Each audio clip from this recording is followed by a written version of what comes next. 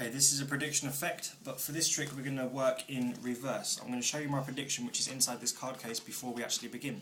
As you can see, the card case is completely empty except for my two guarantee jokers. The reason I use these two guarantee jokers is quite simply because they are my favourite cards, and we'll leave them face up on the table so you can keep your eye on them the whole time.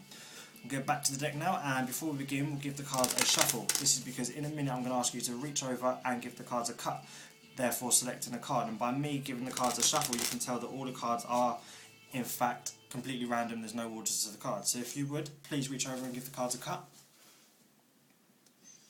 Thank you very much. And this card which you've cut to will be your selection.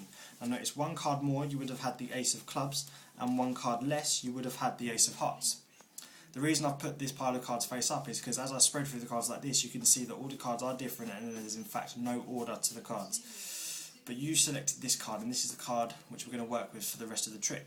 The card which you selected is the 6 of diamonds. Now it's funny that you should select the 6 of diamonds, because watch, if I take the 6 and just pass it through my hand like this and then rub on the deck, you see something happens to the cards. 3 cards flip over, and these 3 cards just so happen to be the mates of the 6 of diamonds. We have the 6 of spades, the 6 of hearts, and in fact the 6 of clubs. And that's because before the trick began, the jokers actually predicted that you would pick the 6. And you've been watching these jokers the whole time, except underneath them is a prediction.